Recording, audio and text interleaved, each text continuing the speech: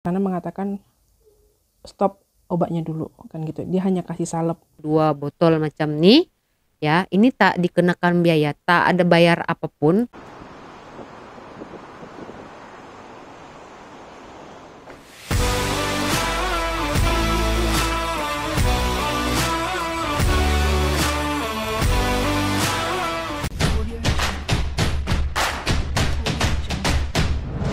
Halo pemirsa, bertemu lagi bersama saya Borunaga. Apa kabarnya semua pemirsa pada hari ini? Semoga semua pemirsa dalam keadaan baik-baik saja ya. Baiklah pemirsa, hari ini saya akan share sedikit ya pengalaman saya semalam membawa kedua anak saya ke hospital di Malaysia ini. Ya kan? Jadi ini hanya sekedar info saja bagaimana cara kerja dokter di Malaysia ini. Tapi sebelum itu saya akan mengajak pemirsa untuk menonton pengalaman orang Indonesia yang membawa anaknya berobat ke Malaysia ini. Seperti apa? Jom. Kiki Saputri mengatakan medis Indonesia harus berbenah diri dan gua setuju dengan Kiki. izin stitch ya. Saya punya pengalaman yang sama. Jadi saya punya anak nomor 2.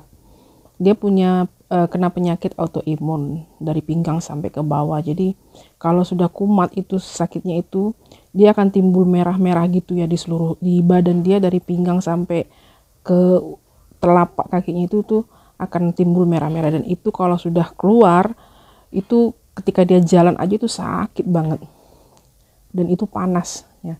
Jadi hampir setiap bulan kita berobat di sini di rumah sakit besar di Batam ini ya.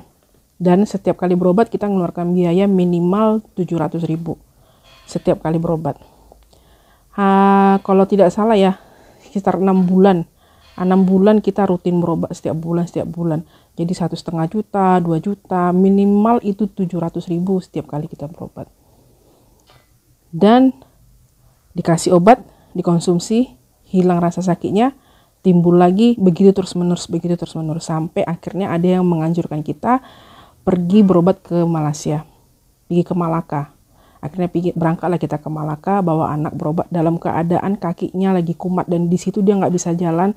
Kita hanya bisa gendong dia, kita nggak pakai kursi roda kan gitu ya. Jadi kita gendong dia sepanjang perjalanan, kita gendong dia di Malaka sampai ke rumah sakit di Malaka.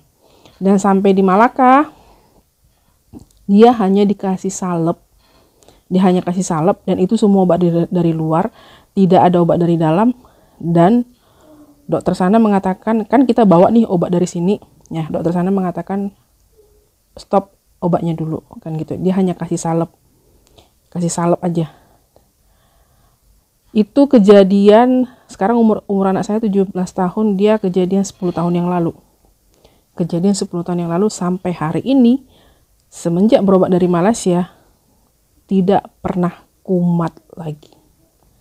Padahal sebelumnya 6 bulan, sebenarnya penyakitnya itu sekitar hampir setahun, tapi kita rutin berobat itu selama 6 bulan kita berobat, karena 6 bulan terakhir itu dia parah banget kumatnya gitu, autoimunnya. Dan ternyata setelah saya baca, dan itu sangat berbahaya, buat kalau sudah masuk ke jantung itu akan bisa menimbulkan kematian. Jadi pelajaran sih buat para dokter-dokter kita yang ada di Indonesia, agar segala sesuatunya jangan dikomersilkan. Kalau mau menjadi dokter, udah saya nggak mau ngajarin. Ya, intinya itulah pengalaman saya yang saya bagikan ke teman-teman. Oke, jadi itu pengalamannya. Dia berobat berkali-kali di rumah sakit Indonesia tapi tak sembuh ya, dikasih obat sampai menghabiskan biaya banyak, lumayan banyak ya, dalam 1 bulan tuh habis berapa juta tadi itu. Tapi semenjak dibawa ke Malaysia hanya diolesi dengan salep terus sembuh dan tidak kambuh lagi. Jadi ya pemirsa, saya akan cerita pengalaman semalam kami bawa kedua anak kami ke hospital ya. So memang kena awal datang sebab appointment pun pukul 9, lepas itu parking pun agak susah.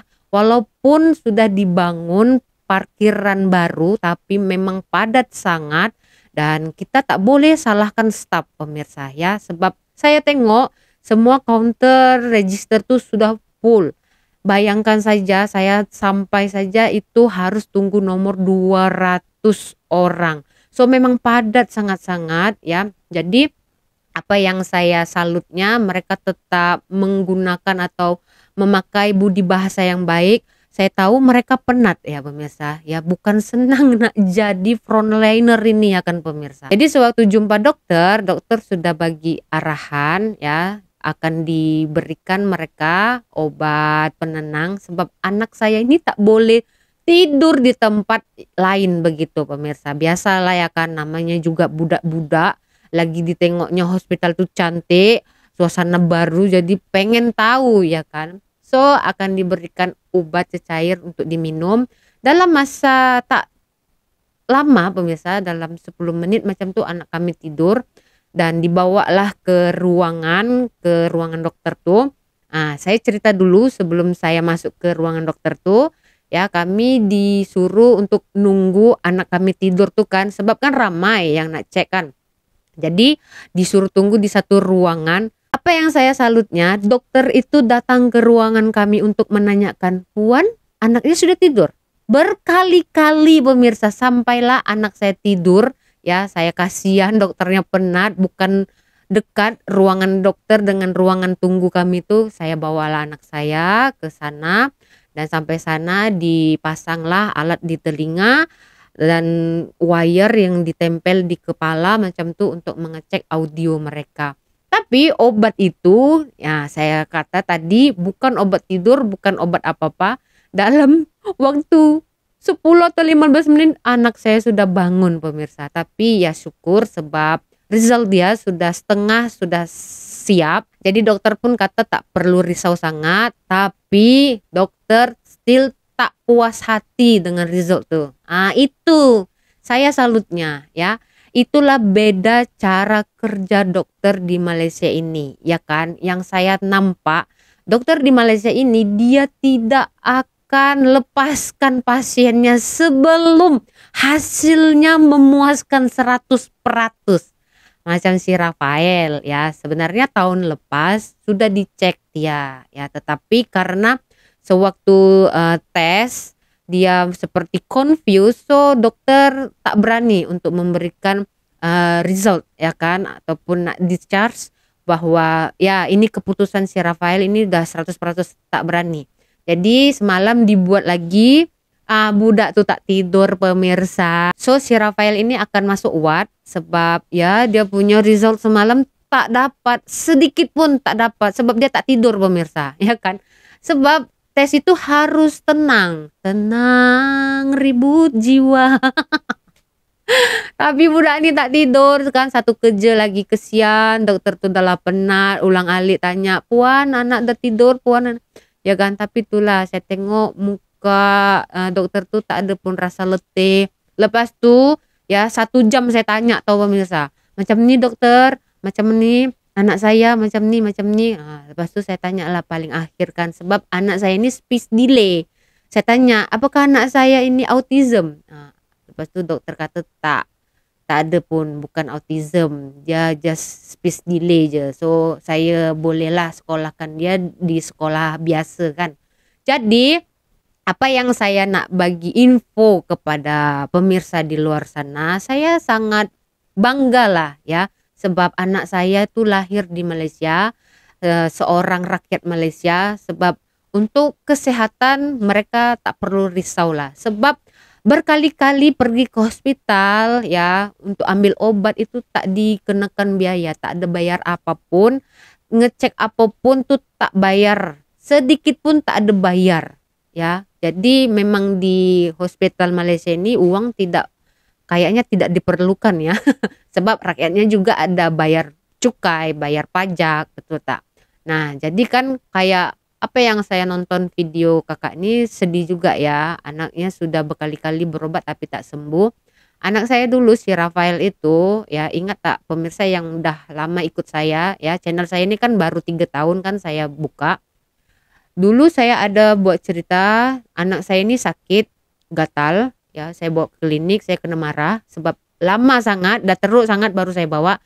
Ternyata anak saya tuh eczema ya. So baru-baru ini sudah agak sembuh, ya kan, sebab ya dokter pakar memberikan lotion seperti ini pemirsa, seperti ini 2 botol macam nih ya. Ini tak dikenakan biaya, tak ada bayar apapun ya, selalu membagi, kalau kurang kita boleh ambil lagi.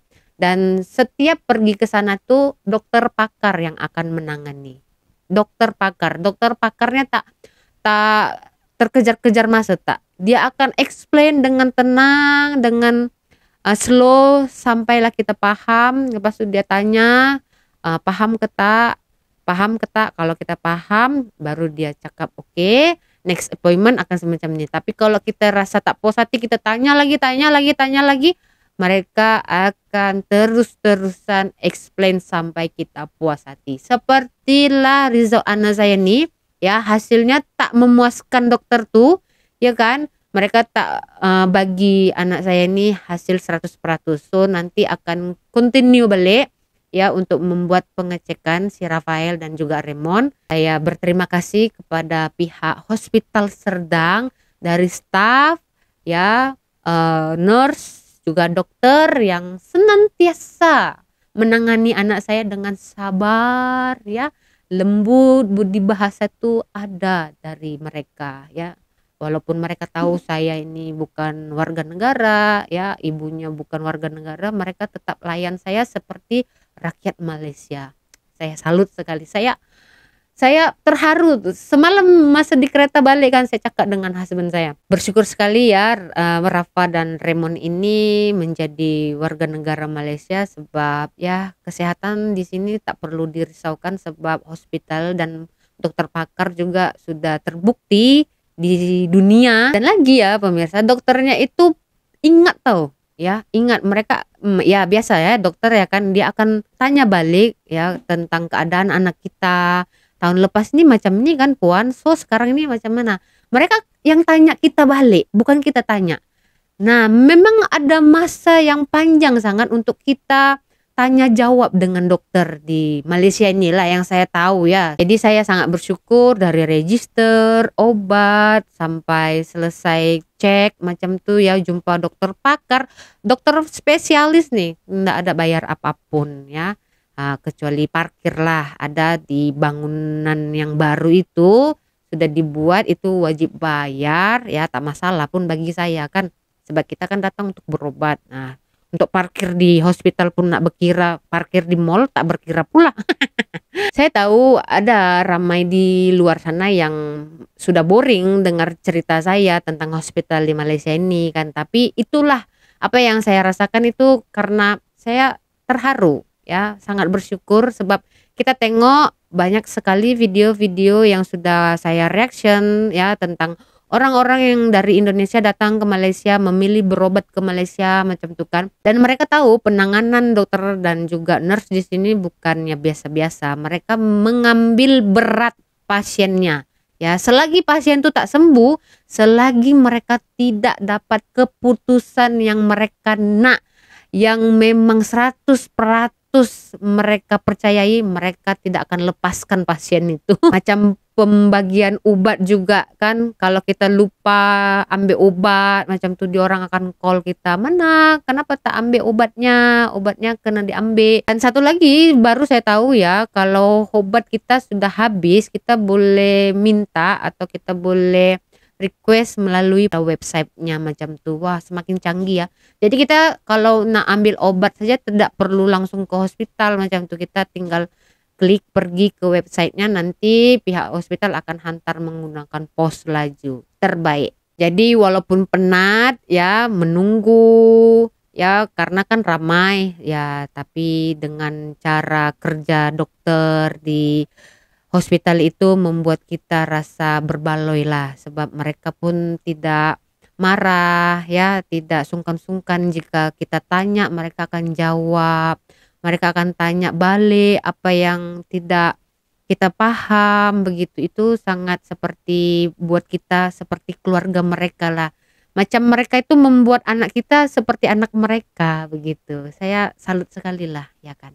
Oke, jadi begitu saja ya pemirsa di video hari ini, sedikit dan banyaknya dalam penyampaian ataupun cerita saya ada kesilapan dan juga kesalahan. Saya mohon maaf ya, saya sedikit pun tidak ada niat untuk menyinggung perasaan mana-mana pihak ya. Ini just ingin memberitahukan bagaimana cara kerja dokter di Malaysia ini memang patut diacungin jempol. So kepada rakyat Malaysia sangat bersyukurlah ya sepatutnya karena memiliki dokter-dokter pakar yang handal di sini ya kan. Kalau kita bandingkan dengan video-video yang selalu kita reaction seperti itu kan, bayangkan sendiri bagaimana jika kita tinggal di sana ya, betapa susahnya untuk jumpa dengan dokter, untuk bertanya pun tak boleh macam tuh kan kalau kita tengok ya kan. Jadi ya itulah, saya bersyukur saya bisa menumpang di Malaysia ini dan saya bersyukur sebab anak saya adalah rakyat Malaysia. So mereka tidak perlu takut tentang pendidikan dan juga kesehatan, sangat terjamin di sini sebab kerajaan memang mengutamakan kesehatan dan pendidikan. Oke, jadi begitu saja di video hari ini. Kita berjumpa lagi di video selanjutnya. Saya Borunaga, terima kasih. Bye bye.